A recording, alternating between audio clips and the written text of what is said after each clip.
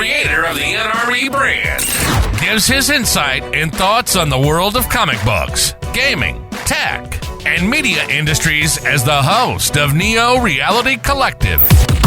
Experience a slew of regular episodes covering news and pop culture, along with reviews and editorial pieces showcasing the best and worst of our ever-expanding multimedia world.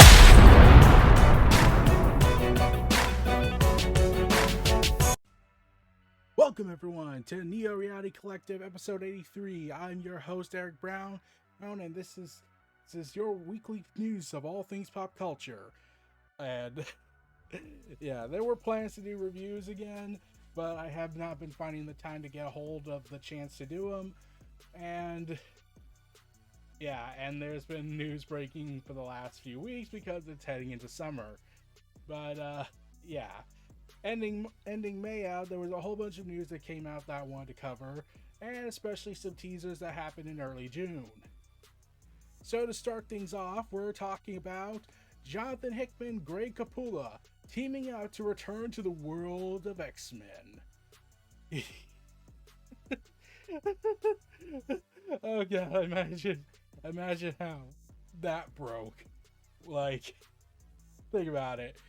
Marvel destroys Krakoa for Hickman, and then they call to him and say, Hickman, we need you to write an X-Men book. And I'm pretty sure Hickman was like, you got a lot of nerve coming here asking me for help. I am only here at this point because of my contract. I've been putting out bangers after bangers after bangers after fucking bangers with Ultimate Spider-Man. And you're telling me now you want my help on an X book? You have the balls to demand me, the great Hickman of Hickmania, to work on an X-Men book after destroying Krakoa on my vision and supplanting it with 90s retro stuff? We'll give you Greg Capullo. Okay, just make a red band edition and we'll good. I'm pretty sure I like to imagine that's how the conversation went. So, Greg Capullo and Hickman are teaming up to bring Wolverine in Wolverine Revenge. That will pit Wolverine against a series of foes who will turn his world upside down. Omega Red, Deadpool, more. Not surprise Deadpool because we got to tie in the movies and whatnot. Sabretooth, however... Okay, so there's something about that when I heard that I was like... We just got done with the big Sabretooth war with Wolverine, so... How does that work? But yeah, it's the character's 50th anniversary, so they were like... So they will probably go like, have Wolverine go on this bloody crusade against the foes of his. But it was announced earlier in that day on Polygon that it will be a 5-issue limited series of pure, unadulterated Wolverine action just in time for his iconic 50th anniversary. And like I said, there will be a red band edition. So get ready for that. But Greg Capullo told Polygon in an interview preview that I finally returned home to Marvel and I'm ready to raise some hell, and who better to do it with the Hitman Hickman. To celebrate, Marvel has removed the fences and let us off the leash, so that we could bring our most vicious and punishing Wolverine story possible for fans this summer. I hope they're prepared. And Hickman just talks about the greatness of Greg Capullo, who has been known for his iconic Batman run, and he also did Spawn, a lot of other things. But yeah, I'm honestly surprised Hickman comes back for an X-Men book that doesn't involve the Ultimate Universe. Oh, also there's dinosaurs, so the Savage Lands. So Hickmania is running wild once again, and he's also doing Aliens versus Avengers, so that's going to be pretty damn awesome. But as that is all going on, another X-Men from the Ashes segment. Yep, because Marvel does not know when to make me both somehow be cautiously hyped to being worried completely. So Storm is getting a new solo series in what seems to be their 8th book yet from the Ashes era that's going to have this. And it's going to be written by a name that I tried to pronounce privately, but I failed miserably, and Lucas Rennick to draw artwork on it. So at least one of the X-Office members are staying behind to continue the legacy of Storm, the goddess. So,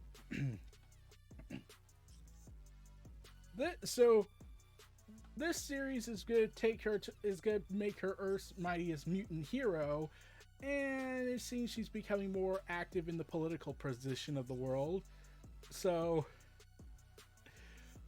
the solicitations read, and also we got a new costume that mixes her current costume from X-Men Red to try and give a nostalgic feel, because originally they were gonna go for the Mohawk look because X-Men 97's doing it, until it didn't, and Marvel fans were royally pissed about that, naturally so, and said no. Aww.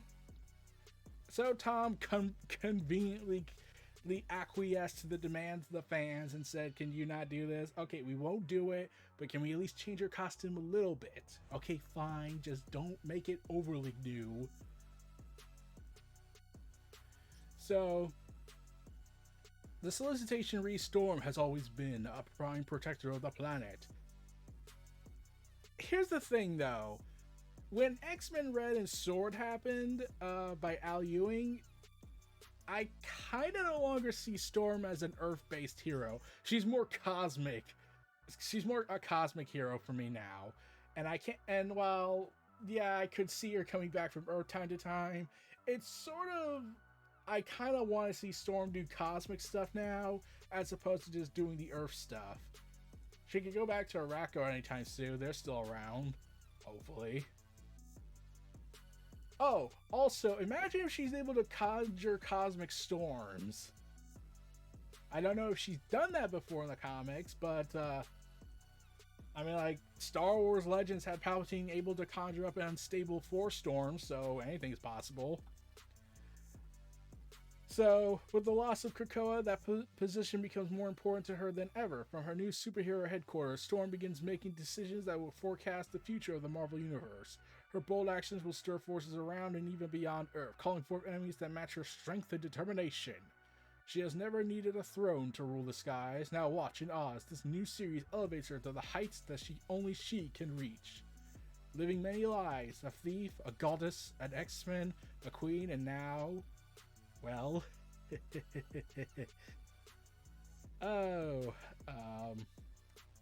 what she's gonna be next? Oh boy, let me get to that. Storm is gonna be an Avenger. Yep. Not only they kept teasing that due to Jed McKay working on their Avengers run, along with their Moon Knight run, along with their Doctor Strange run, and god damn, he's working a lot of stuff. So, yeah. They announced that an X-Men would be joining the ranks of Marvel's premier superhero team because, of course they are. Now, when I heard this, I was like, can we get... some people were rooting for Sync because, naturally, because everyone kind of expected he would take a mantle considering how things ended for him in the X-Men run, and he was the last leader to do things for a while. Sadly, that is not the case. He is currently MIA. Now, next would be, we could get Polaris and Scarlet Witch back together and do their sisterly bonding with her drinking coffee. Nope. What? Nope. Polaris is not back either, even though she was helpful in the instrumental downfall of Nimrod. She is currently unconfirmed for anything. So, yeah. So they announced that Storm would join the Avengers, and people were wondering if she was part of the Avengers at one point. Apparently she was for like 5 issues and barely did anything. But there is going to be a new series artist working on the books with Jed McKay, and that's Yasuke, the guy who was just finishing up his work with Gods, and has done a whole bunch of artwork and dynamic character work. So Avengers with Storm, with Yasuke working on the art, yes. So Krakoa's tragic fall has made the Avengers realize how vital a mutant voice is needed. Oh no, I mean, we could probably call them the Unity Squad. No, we can't do Uncanny Avengers. That goes against our big plan to make them not go ahead and oversaturate the market with multiple Avenger books. That would be stupid. Wait. Yeah, see, this is the thing. I was like, okay, if they're gonna make it so are they gonna make an Uncanny Avengers subgroup again? Because they used to have multiple Avengers books, but now we're not doing that because we need to realign all the books to one Avengers book and maybe a second one from time to time. And making another Avengers X-Men Uncanny Avengers run was apparently too much to ask after the fall of X. Yeah, but we can make like 15 dozen worth of X-Men books every single month. Like, to the insanity and detriment to the project. And speaking of detrimental X-Men books, Dazzler's getting a new solo comic book series. This is going to be just a simple 4-issue limited series where she's going to go on tour essentially and kick ass and take names. So Allison Blair, having enjoyed a successful career outside the X-Men in the 1980s with the fondly remembered and long-running Dazzler series, now she's back to inspire a whole new generation, spreading the message of love and acceptance, one sold-out show at a time. Her tour is for everyone, but backstage, Allison is joined by a crew of fellow mutants, head of security Domino, because we already oversaturated her with X-Force, personal guard Strong Guy, one-man roadie Multiple Man, drummer Shark Girl, expert publicist Wind Dancer. Anti-mutant fervor has never felt more personal, but anyone who tries to dim Dazzler's lights will just have to face the music. So are we going to get another Exterminator series? Because that was awesome. Yeah, that was a fun series. Little series on Krakoa.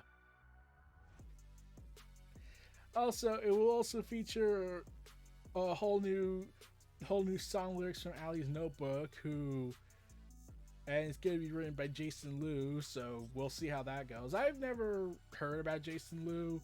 He did Sentry Infinity Pause from his solicitation works, and a new artist is coming on board for the newcomer scene of the Marvel Universe. Raphael, I can't pronounce that last name, so I'm not even going to try. I'm just on the opinion that we are reaching a kind of an oversaturation point with the rise of the X books, since Tom wants to make an X-Men #1 book every single fucking month. Because DC did it with Batman, let's do it with X-Men. That will prove that the X-Men are back in the mainstream eye. Especially since we got a movie finding its writer. Yeah, Deadline reported that the studio may have found its writer for the new X-Men movie thanks to the renewed interest for the Marvel's Merry Mutants due to X-Men 97's success. Hooray. They're ramping up development on the live-action film for the MCU, and they got Michael Leslie in negotiations to pen the script. Recently having wrote Hunger Games, The Ballad of Songbirds and Snakes, the 2016 Assassin's Creed adaptation, 2015's Macbeth, and Now You See Me 3 upcoming. and Disney and reps could decline any other corresponding reports. But the Deadline report states that the X-Men film is in early stages of development with no cast or director attached yet, but Marvel Studio President Kevin Feige is on board up to the produce as per usual. Deadline reports that Marvel will now seek to find a director to work with Leslie and Feige on the project. I'm curious as to know where they're going to go with that. There was a director in line, but apparently things have broken down. But as we move on from the X-Men side of the pop culture phenomenon, until the next episode probably, Summer Games Fest is happening, so probably not. Naughty Dog's boss, Neil Druckmann, who I had recently learned had a completely different pitch for The Last of Us. I'll get to that. Neil Druckmann came out and said AI will revolutionize how content is being created. It's already cannibalizing itself. There's no faith in AI right now, especially since the AI has now the ability to lie. It's believing that using nuclear weapons is okie dokie, artichoke. And now you're saying that AI will revolutionize how content is being created. Here's the thing, I've said this before, I'm not dismissing AI entirely, besides it being regulated. I'm also saying, and this is important, AI has a place at the table, it just shouldn't take the entire table. They even acknowledge there are ethical issues with AI. Here's what I've said. AI is proof of concept only. You can't have it replace everything. It could be an early, very bare bones draft to showcase the vision you have for this project before you waste thousands, if not millions of dollars into funding this or making a massive Kickstarter page in order to get it working. You have a proof of concept. You can just do that instead of spending money in pre-development creation. But yeah, speaking of Neil Druckmann, I had found out from someone on Twitter, and I looked and they shared the article to prove it, that originally Neil Druckmann had a much different vision for The Last of Us. And that is that the fungal infection only infected women, and you play a male character that beats up women that are infected. And our signature character, who's immune, is also immune to this. I just have so many questions where he thought that was a great idea in this day and age of environments. And I'm trying to wonder, is he trying to make a inverted version of The Last Man from DC Comics? Because that's the only way I can see him rationalizing this. But yeah, when I heard that, I was like, oh, you poor fool. You poor, deluded fool. But yeah, Rian Johnson has shortly announced that the third Knives Out murder mystery is going to be called Wake Up, Dead Man. In the beginning, the knives came out. Then behold, the glass was shattered. But my most dangerous case yet is about to be revealed. In the teaser said by Daniel Craig. Knives Out, Glass Onion, Wake Up, Dead Man. And all of it was reportedly worth $450 million because Rian Johnson is insane. So good luck on you there. But now that we can move on from that, let's talk about the rise of AI once again. Because George Lucas points out the painfully obvious that AI in filmmaking is an inevitability. Oh no, I certainly am not surprised that was going to be a thing. They're still trying to screw the writers and actors over, even after the big strike. So they're doing it to go ahead and destroy gaming. And George Lucas also sat down in this interview saying that there's no original thinking in Hollywood. Studios don't have an imagination, bringing up how everything is the same thing over and over and over and over again. Okay, Lucas, do you... look, I know you did this at the festival and said all this. I think everyone knows this. I think we're already at that state now. It's just the AI sucks. But, yeah. Lucas saying the painfully obvious. I could just say, the sky is blue. Yeah. Like, we love you, George, but, like, come on, man. We know. And just because we know it doesn't mean we have to accept it. We just really hate it. Meanwhile, speaking of things that keep coming back over and over and over again, the Long Halloween trilogy. Remember that? The iconic series by Jeff Loeb and Tim Saleh? There was the Long Halloween, Dark Victory, and all that.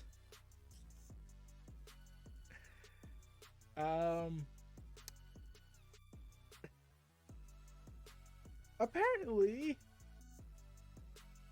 also, I could have sworn Haunted Night was part of it, but I could be wrong. But, Long Halloween, Dark Victory, they're gonna have one more book in 2024. The Long Halloween, The Last Halloween. I question why not just call it The Last Halloween, but The Long Halloween is a very popular name and you need to sell it somehow. It was unveiled at the MCM London convention, and this will be a 10-issue limited series, again written by Jeff Loeb. Unfortunately, Tim Saleh will not be able to do anything because he sadly passed away in 2022, besides a cover art to issue 1. Because originally that was the plan. The Last Halloween was going to be written and was going to be drawn by Tim Saleh and written by Jeff Loeb. But as life sucks and the world hates my guts and the world hates everyone's guts, Tim Saleh tragically passed before they could materialize their plans. So instead, Jeff Loeb will have a rotating cast of artists working in tribute to him, such as Risso, Klaus Johnson of The Dark Knight Returns, and Mark, I can't pronounce that last name, he worked on Batman Black and White. But Risso drew Flashpoint Batman Night of Vengeance. And yeah, a new threat looms over Jim Gordon's head. Batman and Robin find themselves tested like never before. DC teases the feature will return of the Holiday Killer. Their identity was a central mystery to both Long Halloween and Dark Victory. They already revealed who it was. Sort of. Okay, basically, it's complicated. Basically, in the animation adaptation version they went with just the one Holiday Killer. In the original version, there's like 3 Holiday Killers and only 2 knew that they were the other. Yeah, see how confusing this is? So the animation department was like, okay, look, okay, but like, how can we just make it the one lady who did it? Make her the only one and tie it to make it how it ties all together, and not do the whole big reveal that it was Falcone's one of his sons, one of his kids doing it, or being a scapegoat. Yeah. And comics are crazy. So, speaking of the adaptation stuff, George R. Martin, another guy who really, really needs to finish The Winds of Winter and just tell us how it ends. In a blog post, Martin was broached upon the subject about most TV and film adaptations of original projects. Eddie said very little has changed since then about the nature of it. saying if anything, things have gotten worse. Well, considering how Game of Thrones ended, I can understand his anger. It does not seem to matter whether the source material is written by Stan Lee, Charles Dickens, Ian Fleming, Roald Dahl, Ursula, J.R.R. Tolkien, Mark Twain, Raymond Chandler, Jane Austen, or well, anyone. The book is the book, the film is the film. They will tell you as if they were saying something profound. No matter how major a writer is, no matter how great the book, there always seems to be that someone on hand who thinks he can do better, eager to take the story and improve upon it. The book is the book, the film is the film, they will tell you, as if saying something profound. Then they will make the story their own. And saying they never make it better. Though 999 times out of 1,000, they make it worse.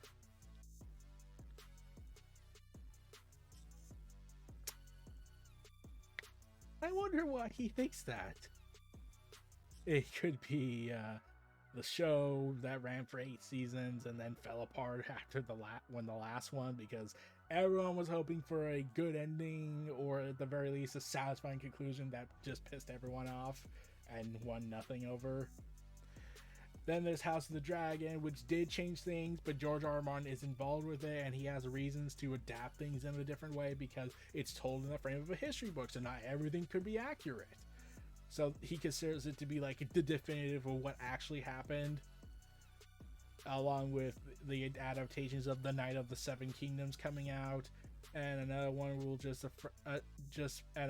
will will focus on Aegon the Conqueror. Still saying Henry Cavill should play Aegon the Conqueror, god damn it. And he also talks about the Shogun book, which was a TV show adaptations of the 1975 novel, and says he agreed with how that was widely praised by critics. The TV show, he agreed with them, saying once in a while though we do get a really good adaptation of a really good book, and when that happens, it deserves applause. We still don't know where the Dune series by Denis Villeneuve and the Witcher series on Netflix. Oh come on, let's be real, he probably hates it. Percy Jackson, The Olympians, and many more are all pulled from novels. And there's also One Piece, and One Piece, and One Piece. There are 3 One Pieces coming out, and none of them have reached the ending yet. And there's the Avatar: The Last Airbender, that's had several live-action adaptations from the cartoon that people are very mixed about on one show and hate the movie. And Marvel's dominion status over the cinema world comes from the comics that they keep acting like both they're loving and ashamed of at the time, though it's fading naturally over time as they keep turning out just content and not real attempts at effort at times. I feel sorry for the directors and writers and actors. But yeah. Marvel Comics and Marvel Studios will piss everyone off or your money back. Screw you, we're not giving you your money. But we have had good stuff like X-Men 97, and people are now hyped for the return of Spider-Man. They want Spider-Man 98. And they even decided to do something special for the fans. The head writer even confirming this. Spider-Man is reunited with Mary Jane Watson. Yay! He got a happy ending! Anyways, how's the Peter Parker of the one that we grew up from the entire beginning of comic books? How's he doing? Oh, he's still miserable. Okay, at least we have the ultimate Spider-Man keeping us happy. We lose our minds if we had nothing. Yeah, so Mary Jane Watson is back. The original Mary Jane, reunited with Peter Parker. And to an extent, there's Flash Thompson in the background, but who cares about him? In the episode Tolerance is Extinction Part 3, and the head writer of the series, then the person who helped bring it back, confirmed that yes, he found him. And right now the head of TV streaming and animation has said, I don't want to close the door on anything. It's amazing to see them back together on screen. I wish we could tell the whole adventure with Madam Web and figure out how exactly he did it. Maybe one day we as fanboys could certainly dream. There's always potential, right? But I think that for now, for the foreseeable future, X-Men 97 will own the 90s, and how much we bring in guest stars and tell stories from other Marvel characters from that era is to be determined. But it will be seen through the lens of the X-Men.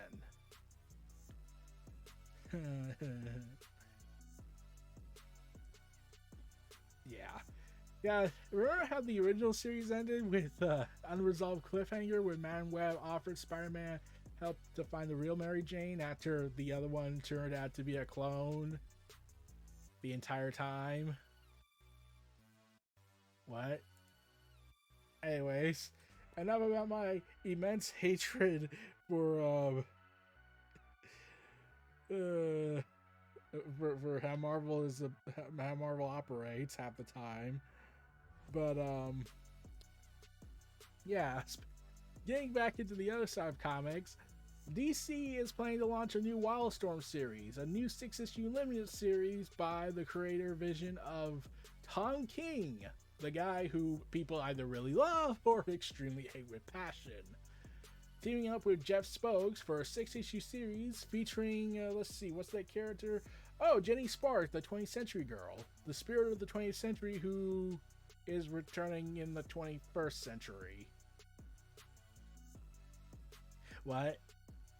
Yeah, I was confused when I first heard this. Like, I like Jenny Sparks. I thought she was awesome in The Authority by Warren Ellis and Brian Hitch. I just am like, why is there attempts to keep bringing her back? Wouldn't it make more sense to have Jenny Quantum at this point? She'd be 24 years old, so nothing horrible would be able to happen in terms of horrible content, since they would have everything they would need to tell her story. But Jenny Quantum would be 24 by this point in the spirit of the 21st century. Or is it 25? Since technically Jenny Sparks died in 2000, even though the 21st century happens in 2001. And damn, this is so confusing. Yeah, so, I don't know if they'll ever, I know this might not just be like, I don't know if this is part of the main continuity, but like, it's nice to figure out, but probably not. But like, I'm curious as to know if they'll ever really bring back Jenny Sparks for the DC canon, since Wildstorm got integrated. Or if they'll ever just bring back Jenny Quantum and reveal she was hiding in the shadows because everything's all gray and complicated. Meanwhile, the writing room continues with the Green Lantern DCU TV series involving Damian Lendoff, Chris Mundy, and Tom King once again, because we need to have Tom King in everything. And they're bringing in a bunch of characters, hopefully. Nathan Fillion is Guy Gardner, as we already know. We also have Hal Jordan and John Stewart coming in, but currently unconfirmed cast members. I am hoping Jessica Cruz comes in. I've been talking about Marvel so much, I just got confused. Yeah, I'm curious to know if Jessica Cruz will be in this, because she is awesome, and we need more representation for those who battle anxiety and trauma like that. Even though I've never had the trauma of seeing the people I love and care about getting shot and barely surviving. I never had that experience, but still. Also, speaking of series and back to Marvel, because Marvel doesn't know when to stop. Remember the Vision from WandaVision, and the original Vision meeting the new Vision? Remember how that ended with Vision giving all the memories in the most easiest out of Deus Ex Machina moment, because somehow Vision was there because Wanda had every single aspect of Vision created to fit the memory banks. I don't know how. I don't know how chaos magic works, so maybe that's the reason, because it's chaotic. I don't know. But Vision that was created by the government tried to kill them, and then Vision of the original that was conjured up by Wanda implanted all the memories, his entire MCU history into the new Vision, who then subsequently left and has not been seen since WandaVision. Yeah. And it's been 2 years. And Wanda might be dead.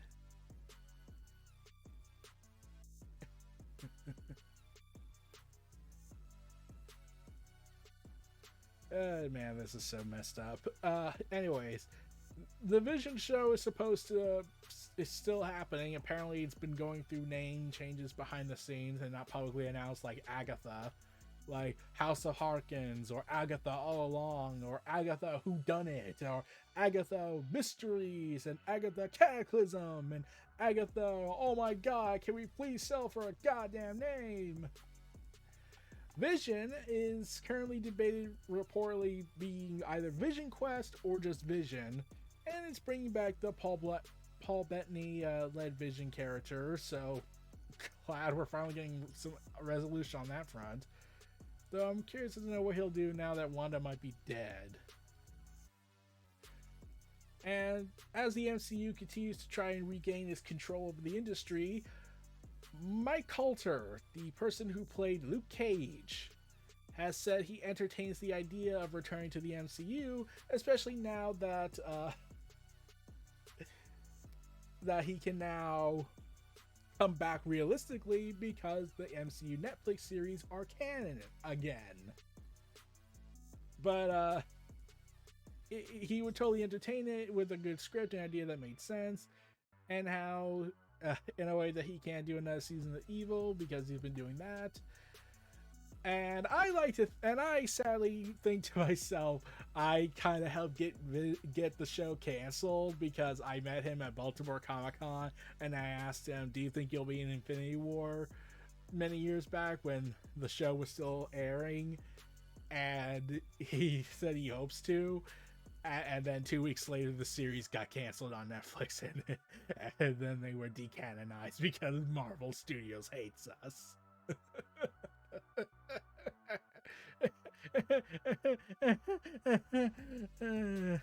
Sorry, everyone. Sorry, Mike Coulter. I canceled Luke Cage in the first place. I'm sorry.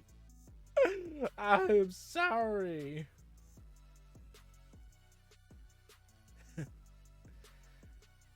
Yeah, so he talked about how he enjoyed his time, but he said he's past it. But if something comes up great, we'll talk about it, he said. He could cameo at any time with the Daredevil series, but since the option's now open again, since, well, like I said, the series is back being canon with the Netflix MCU due to major fan outcry and widespread production changes on Daredevil Born Again.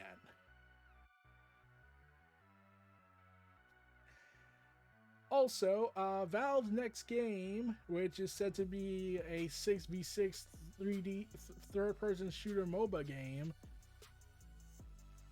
called Deadlock, formerly known as Neon Prime, which features 19 heroes currently playable in a closed beta.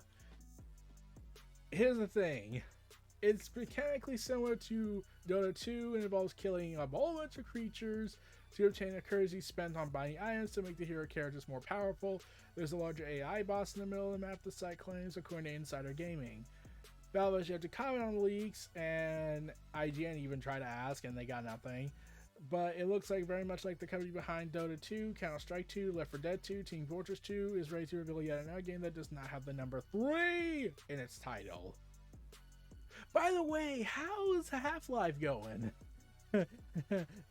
How's Half-Life Alex after you hinted that that Half-Life 3 or Half-Life 2 Episode 3 would finally become a thing?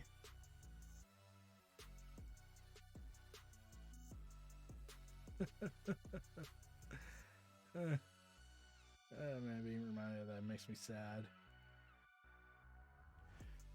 So, The Witcher 1 remake is happening, as we all know, but there is a big mod that came out that puts the original game's maps in The Witcher 3 as a part of their big modding tool that was released back in that was released on May 21st, 2024 this year. And yeah, next, this mod user named Angry Caster uploaded the Witcher 1 Maps mod as one of the first projects created via RedKit, the official modding tool released for The Witcher 3. So can we get the modding tool for Cyberpunk to make things easier on ourselves? So yeah.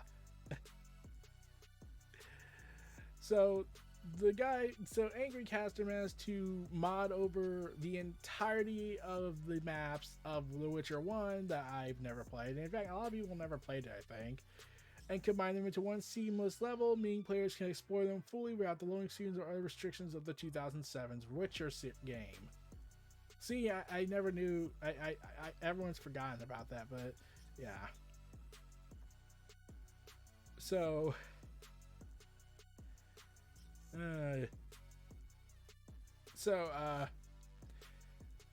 people can still play the full copy of the game with this mod, but if you want the remake, it's a remake. It's gonna be a complete reimagining. So, yeah, maybe they'll borrow ideas from the modder, but if they do, please give him a shot on the development team.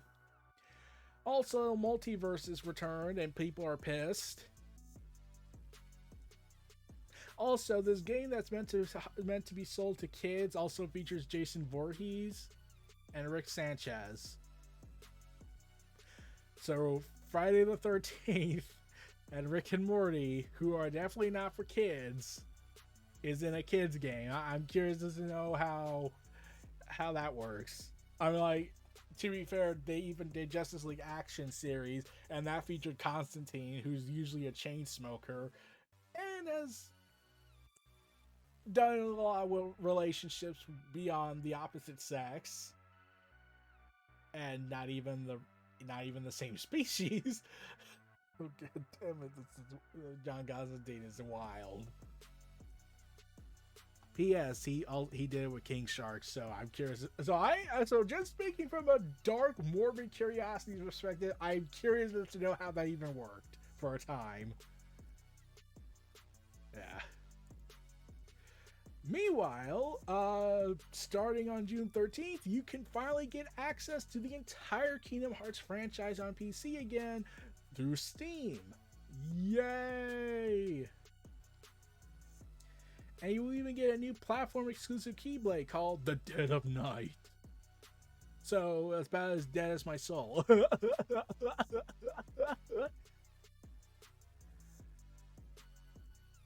But, yeah.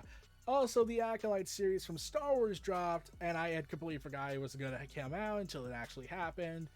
And then there was a talk about the showrunner talked about the game, about the show, and they talked about how it was inspired by KOTOR, and I was like, no, don't even go there. But okay, yeah, everyone loves KOTOR, so of course they're gonna talk about stuff of the Old Republic, and everyone loves the Old Republic era, and we're gonna get TV series and movies and games eventually, especially if we ever get a freaking update on the remake that was announced years ago. And I don't mean like saying development is still ongoing. Can we get like an actual full-on update, like a teaser, gameplay rough bids, developer diary blogs, anything? But they talk about one specific quote villain from the KOTOR series, and when I heard this, I was like, nope. Look, I'm not crazy like the other Star Wars fanatics who've lost their absolute collective minds, but when you talk about this one specific character who I can't really say is a villain, like she has dark villainous intentions, but her goal is intentionally noble, just her methods are messed up, destructive, and probably gonna kill everybody. So yeah, you can still say she's a tragic fallen hero who's lost their way. But when I heard who they mentioned, I was like, oh man. The showrunner says Darth Treya really stuck out to me as an inspiration.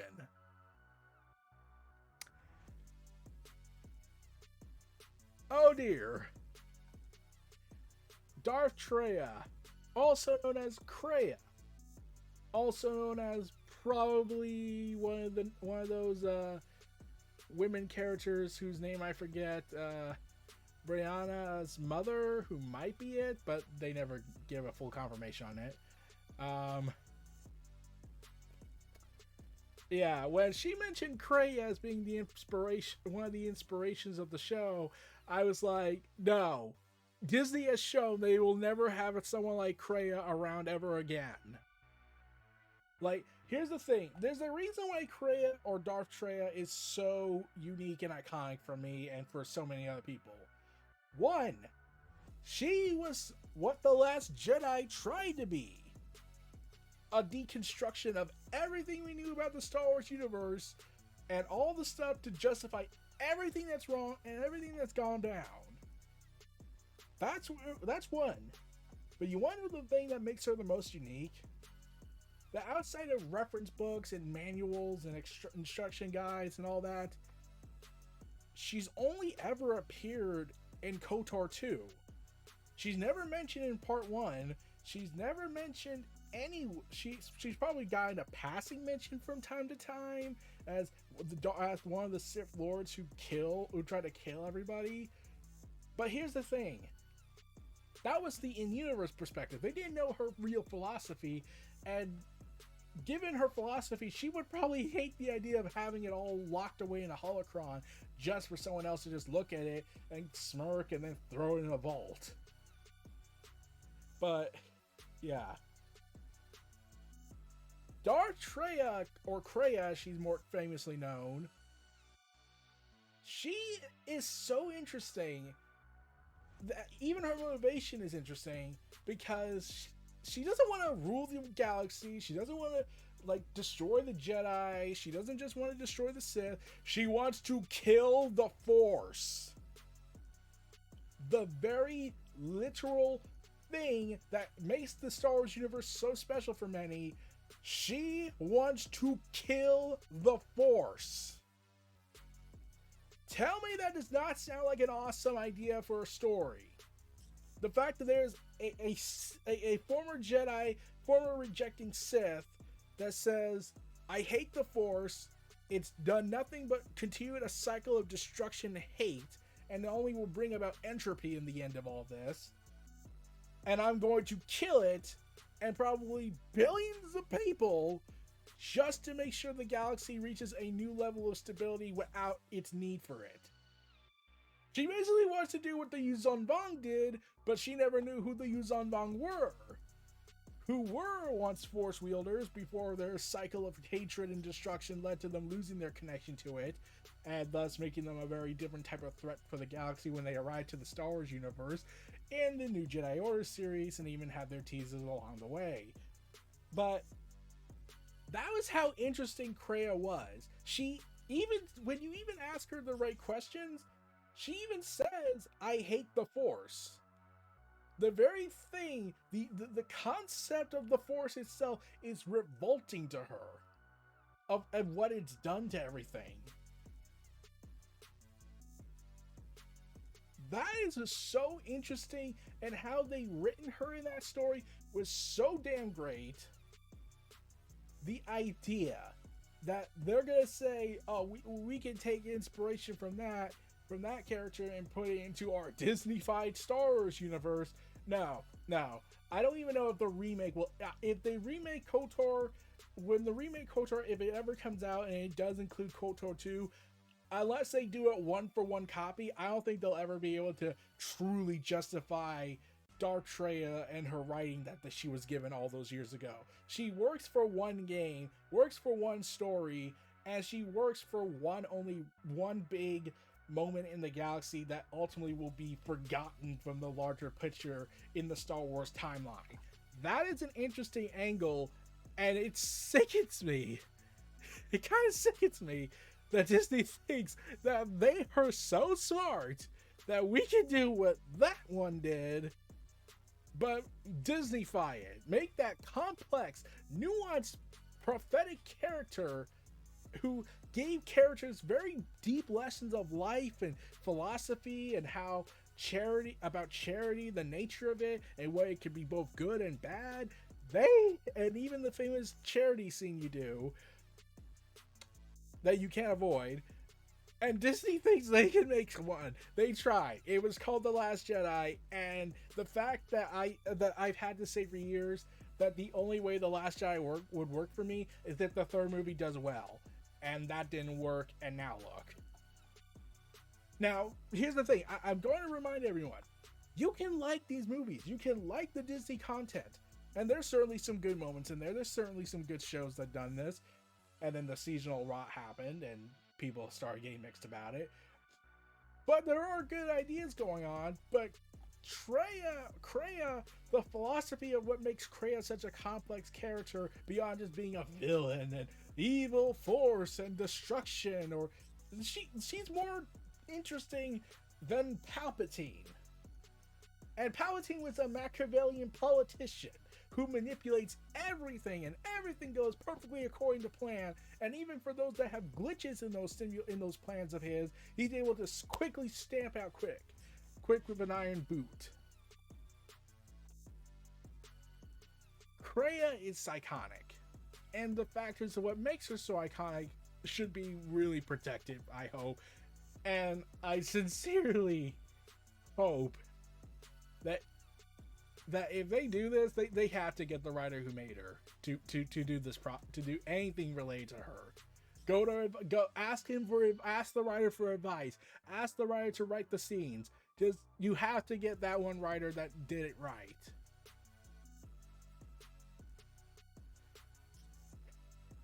Yeah. So, as we talk about more about life and everything, I just need to get that out when I heard this. PlayStation executives continue Neil Druckmann's preaching about AI and about how personalization is what Gen Z and Gen Alpha gamers want. Yeah, except AI is AI and we don't want to deal with that. Also, speaking of controversies, Assassin's Creed Shadows was announced. The originally called Codename Red, the finally sets in Japan. That probably would have worked a decade ago in 2012. Oh god. Trying to be fashionably late, hopefully, but probably not. Announced that you would be playing two protagonists in this game. A fictional character, stealthy shinobi named... I tried to pronounce it. I couldn't. She is an assassin. But the action-oriented character that is actually a real person in Japanese history, Yasuke, who was a retainer to the great Oda Nobunaga, or Nobunaga Oda. And I'm sure no one got pissed off about that. P.S. People got pissed off about that. Because they're trying to be technical about the character, about Yasuke, who is real in Japanese history. It's just that there's a lot of scarce information about him that's really not known and vaguely talked about. But they did say there was a real person who was given the name Yasuke, and he did exist in Japanese folklore and Japanese history, and he has been in a lot of Japanese anime. So clearly the Japanese we're cool with him. But everyone else is being offended that the Japanese person thing is that there's not a Japanese male character. And then people bring up that you do play as a Japanese character. It's just a woman. And they just ignore that because according to the logistics of idiots in the world, women are not real people. Because we live in a freaking society.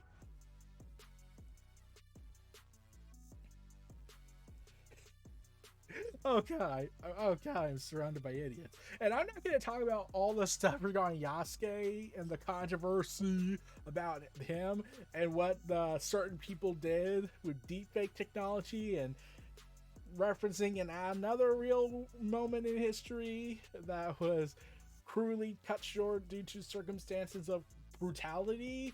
I'm not going to mention it. If you know what I'm talking about, you know what I'm talking about. Yeah. But yes, you can play as the assassin and Yasuke. And here's the thing that I thought was cool. You played as a fictional character in history, whereas now you're playing not just a fictional character in history, but you're also playing a character who existed in history. And whether or not he was a retainer or a full-on samurai, we could have that argument all day, but there's a lot of vagueness in history, and history can always tell different perspectives and what constitutes or what makes them a retainer, especially to Nobunaga.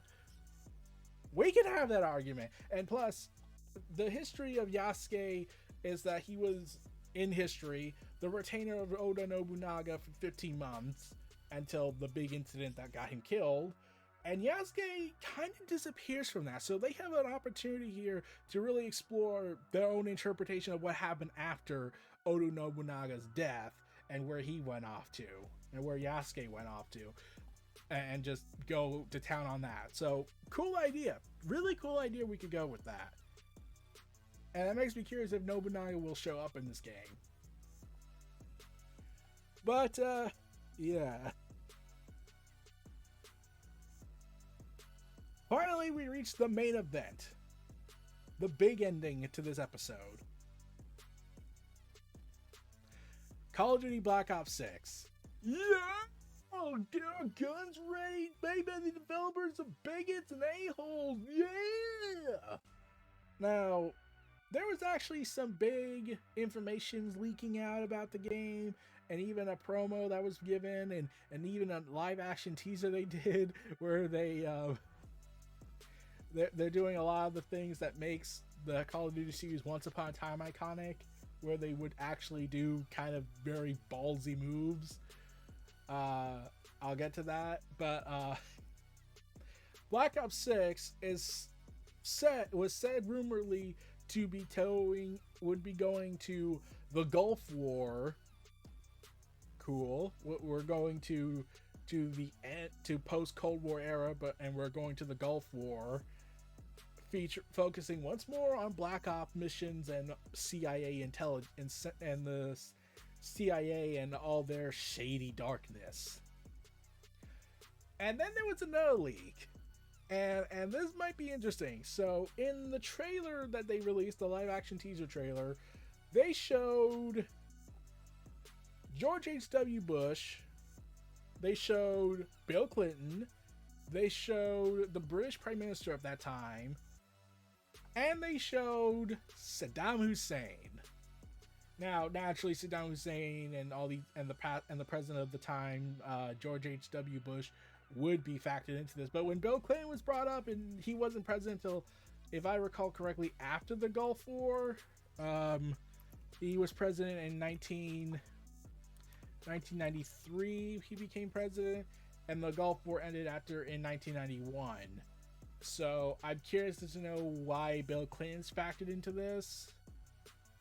And then there was a rumor that came out, and considering what history has revealed and what Bill Clinton revealed many years back about how he actually could have stopped it before it actually happened a year ahead of time, it probably they might be ballsy enough to do this. And probably the biggest amount of cojones ever produced.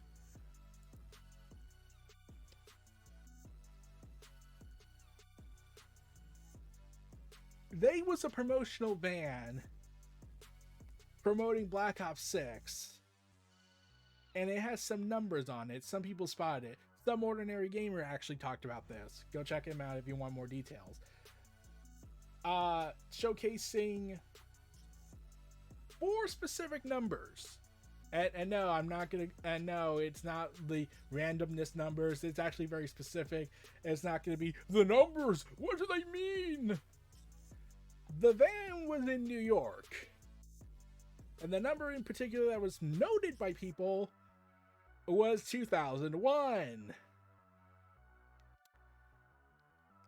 And we all know what happened in 2001, 23 years ago, at this time now. And there are rumors and reports coming out that Black Ops 6 will take us to the 2000s and showcase that specific event.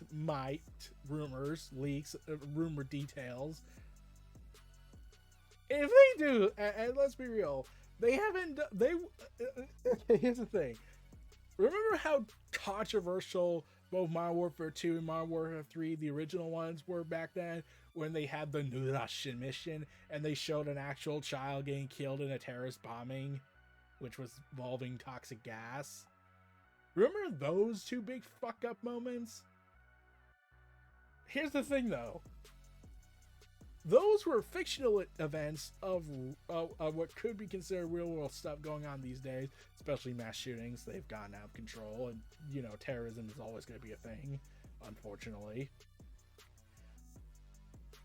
And the fact that this was 23 years ago, if they have the balls to do 9/11, I'm going to be real. I'm going to be shocked if they actually do have the balls to do 9/11 when there's still so many people who still vividly remember that day. I remember where I was that day. I remember what I was doing that day. That probably should be bothering, but apparently a lot of people can do that. A lot of people have the ability to recognize and acknowledge, oh, I knew what I was doing that day when I heard about the Twin Towers and the terrorist attacks.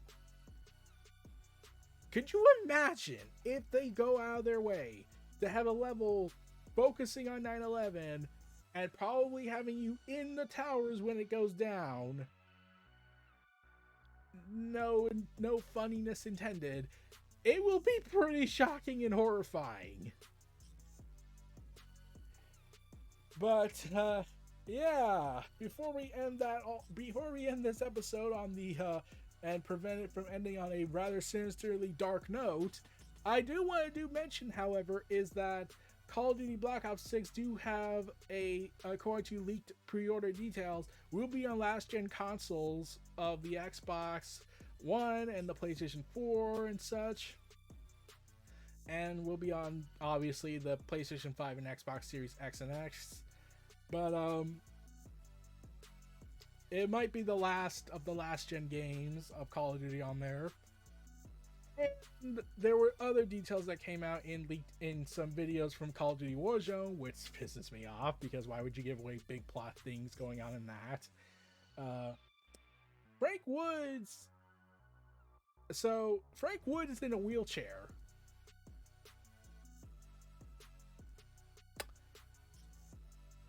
And we all know where Frank Woods got crippled at, right? In the past, which would set it after Black Ops Cold War or Black Ops 5, which means Black Ops 2 still is canon, even though I was under the impression that Black Ops Cold War was rebooting the series from all the way just back to Black Ops 1, which is also technically a sequel to World at War, since it features Reznov, the hardcore Soviet Russian and soldier who may or may not be dead. But we kind of accept that he's dead, because he'd probably be dead by this point. But, yeah, Frank Woods is in a wheelchair, so there's a possibility that the events of Black Ops 2 still happen, which means Raul Menendez, while probably not appearing, might get mentioned. And considering how the actor passed away who played him, and there were rumors that they were going to do a Black Ops that would follow up on Black Ops 2 and what other endings you went with. That was a rumor at the time, at least. But probably not, because Black Ops 6 has been touting that they've been developing this game for the last 4 years and even have a closed alpha test going on with a playable completion of it. So, kudos. But there's just one more thing, and this is important for mostly PC and Xbox fans. Black Ops 6 is confirmed to be going on Game Pass day one. No new tier. It's sticking to Game Pass. No new tier required. No tiers. No additional tiers. It will be on Game Pass day one for all our Call of Duty insanity. However, there will be no exclusive content blocking from that. Phil Spencer has said that he doesn't want to do that again since he bought Activision Blizzard. He doesn't want to, have, the exclusive content thing that happened that defined Call of Duty for a long time between the PlayStation and Xbox consoles during their fabled console war that nowadays that the companies don't seem to actually care about anymore on a we sell more. They're more about blocking stuff and politicking it out of existence and not trying to prove who's better than the other. But anyways, yeah. Black Ops 6. What the rumors, the details, and whatnot are saying true, pretty ballsy of them for the first time in God knows how long. And shock value especially. But, let's hope Black Ops 6 does well. Let's hope it's a great game. Let's hope it's not insane with microtransactions. Oh, who am I kidding? They're probably going to do that. Even with Bobby Kotick gun, it's still Call of Duty. They'll make their money back instantaneously within a week. Probably in a day, considering the dopamine effect that comes from online monetization these days, where they feature explosions and action. But, yeah. This was your host, Eric Brown of Neo Reality Collective, Pop Culture News and Reviews Talk. Stay tuned for the last outro. See you all again next time. Peace and take care of yourselves and your loved ones. And I'll be out and seeing you all Starside. Peace. And that was our latest edition of Neo Reality Collective. Be sure to follow and support NRE creator Eric Brown on Twitter and YouTube. Check the links in the description below, and we'll see you all next time.